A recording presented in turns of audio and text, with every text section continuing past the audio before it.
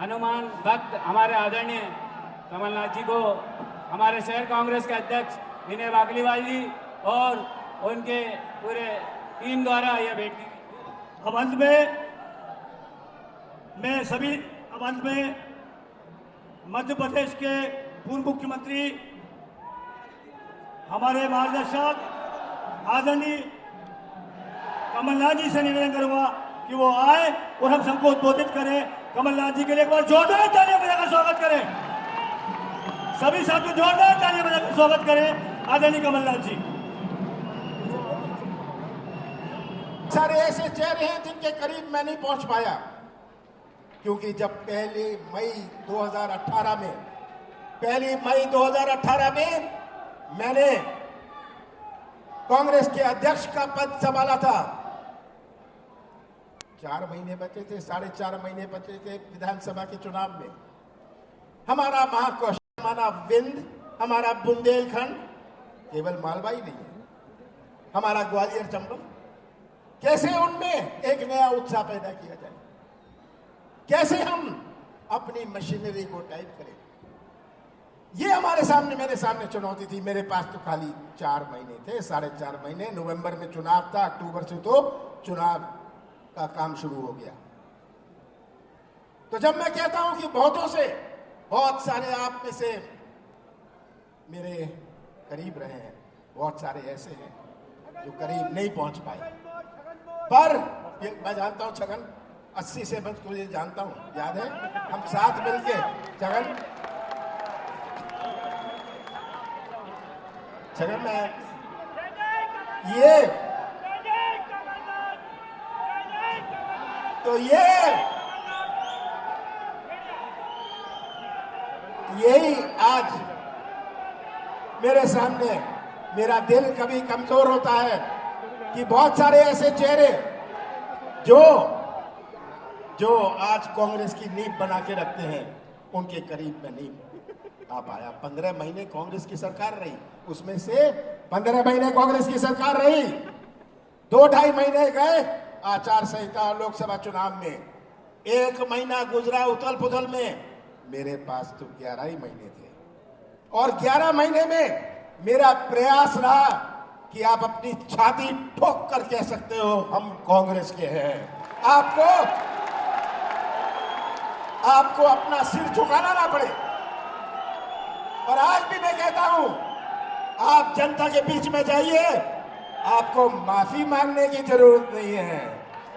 आप तो छाती ठोक के कह सकते हैं कि कांग्रेस के कार्यकाल में हमने ये उपलब्ध किया था। कौन सा पाप, एक मिनट भैया, कौन सा पाप मैंने किया, कौन सा गुनाह मैंने किया, कौन सा जुल्म मैंने किया? किसानों का कर्जा माफ किया, शुरुआत करी। शिवराज जी इतना भी झूठ बोल ले, अंत में सच्चाई सामने आती है कि 26 लाख किसानों का कर्जा पहली किस्त में, दूसरी किस्त चालू करी थी, और पहली दफा इतिहास में केवल डिफॉल्टर किसानों का नहीं, पर चालू खाते किसानों का भी कर्जा माफ करें। क्यों मैंने ये तय किया? क्योंकि मध्य प्रदेश की अर्थव्यवस्था, और ये बात आपको समझनी है, मध्य प्रदेश की अर्थव्यवस्था आधारित है कृषि क्षेत्र पर।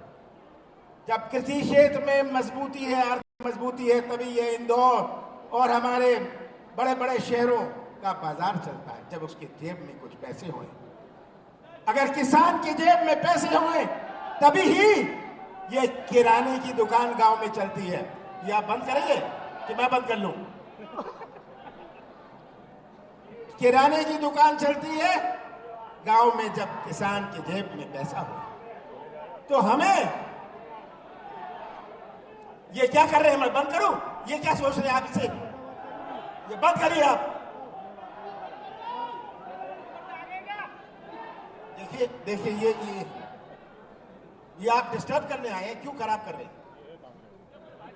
तो आज कृषि क्षेत्र से ही हमारी अर्थव्यवस्था बनती है, और यही कृषि क्षेत्र ही हमारे आर्थिक गतिविधि का आधार है। हमारा इंदौर के बाजार से दिल्ली से कोई नहीं आता। ये आर्थिक गतिविधि जो प्रदेश में बनती है, इससे इंदौर के बाजार में रोशनी है। अभी ये 3 कानून बनाए, क्या आपको समझ है ये क्या 3 कानून है? ये क्या 3 कानून है, मैं आपको समझाना चाहता हूं।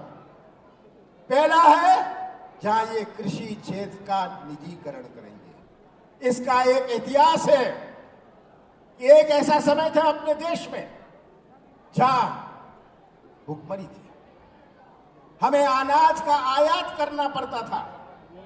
अमेरिका से हम हाथ जोड़ते थे कि हमें एड में हमारी मदद कर लेगी। ऐसा भी समय था, इंदिरा गांधी जी ने तय किया, बहुत सारे क्रांतिकारी कदम उठाए, बैंकों का राष्ट्रीयकरण किया, बड़ा कदम था पर सबसे बड़ा नहीं था। कोयले खदानों का, बीमा कंपनियों का राष्ट्रीयकरण किया, ये बड़े कदम थे। पर सबसे बड़ा कदम इंदिरा गांधी जी ने किया कि उन्होंने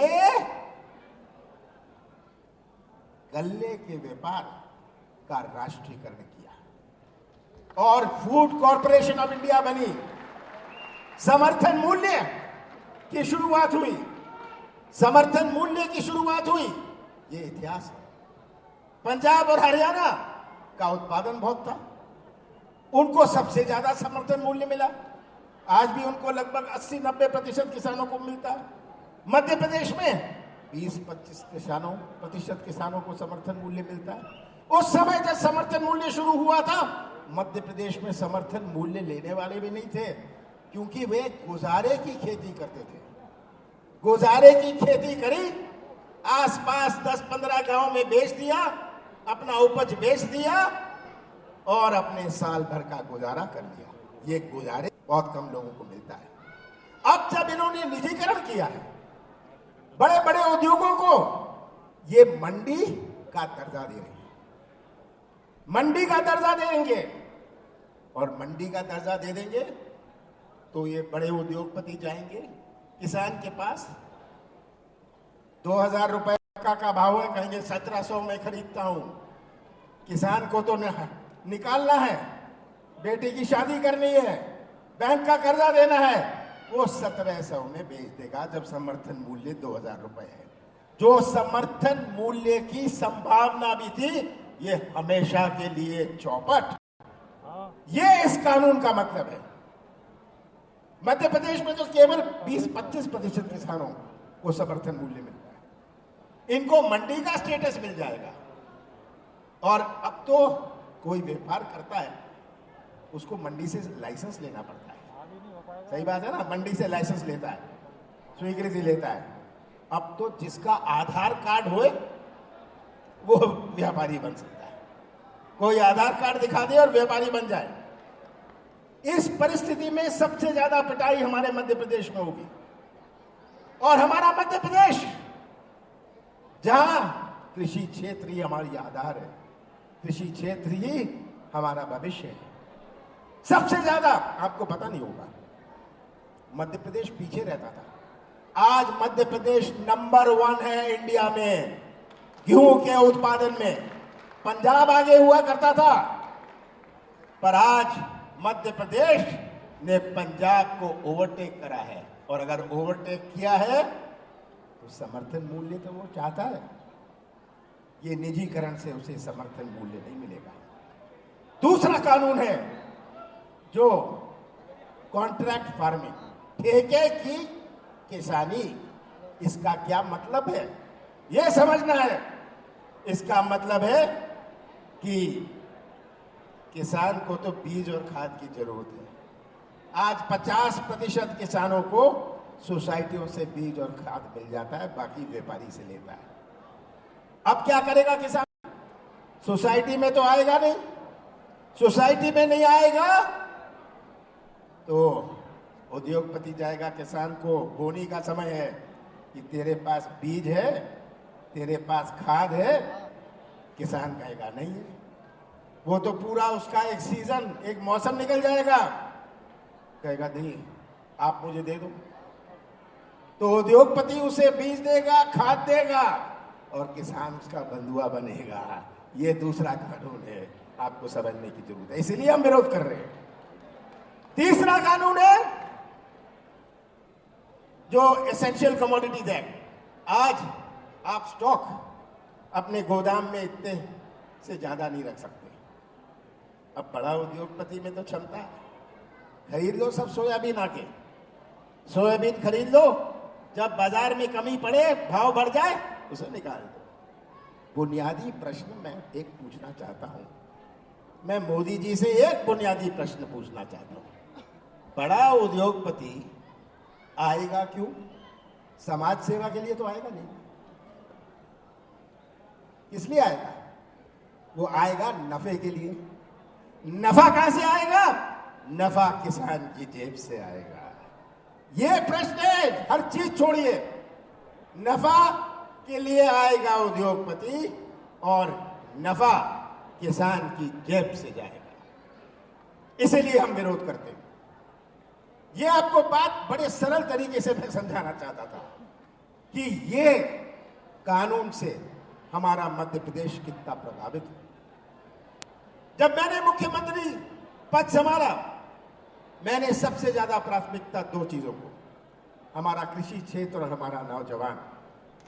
और कृषि क्षेत्र में सही मूल्य मिले। क्या भाव थे? क्या भाव थे जब कांग्रेस की सरकार थी? आज क्या भाव है? हर चीज का भाव देख लीजिए। मैं कलेक्टरों से बात करता था कि ये कितनी आपने खरीदी करी, कितनी खरीदी करी, व्यापारियों ने क्या किया? क्योंकि यही हमारा शक्ति थी। नौजवानों को यही हमारा निर्माण करेंगे, ये बच्चे जो देश का निर्माण करेंगे। आज ये भटकता हुआ नौजवान, इसका कौन सा भविष्य है? कैसा भविष्य?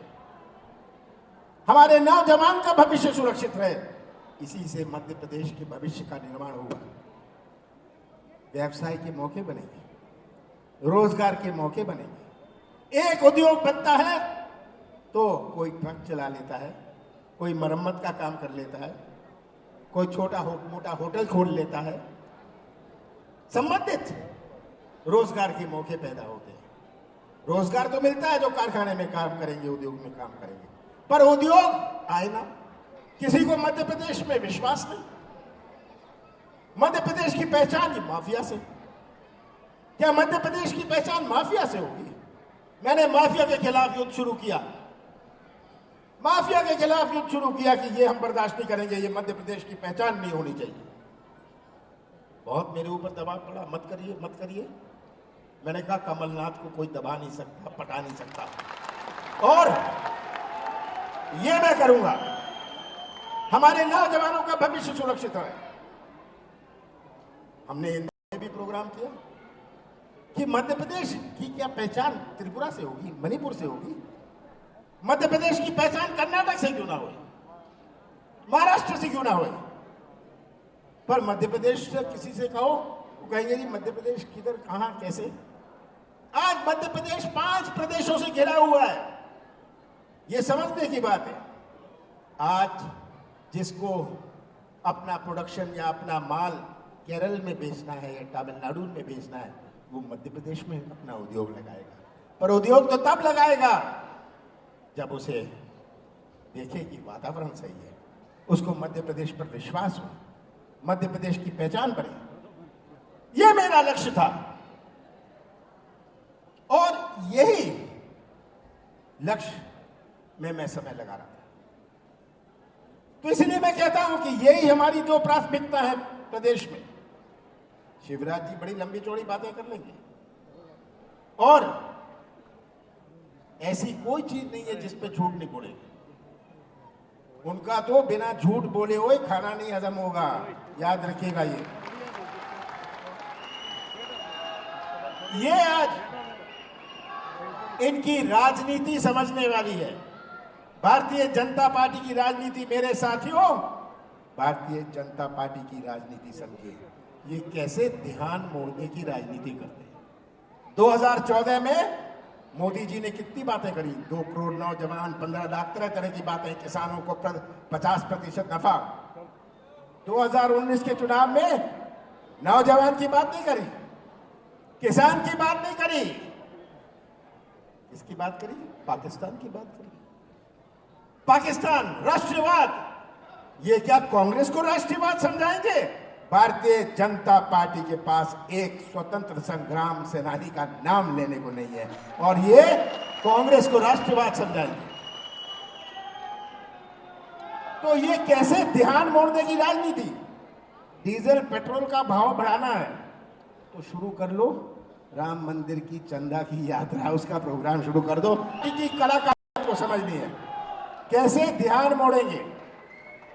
जब मैंने प्रदेश संभाला, किसानों की आत्महत्या में मध्य प्रदेश नंबर 1 और शिवराज जी कहते हैं मैं तो किसान का बेटा हूं। महिलाओं पर अत्याचार पर मध्य प्रदेश नंबर 1, शिवराज कहते हैं मैं तो मामा हूं। ये इनकी कलाकारी समझिए। और नौजवानों को कहते हैं मैं इन्वेस्ट इंडिया, इतने लाख करोड़ रुपए का निवेश का एग्रीमेंट साइन कर रहा हूं यहीं इंदौर में। कौन सा निवेश आया? कौन सा निवेश आया?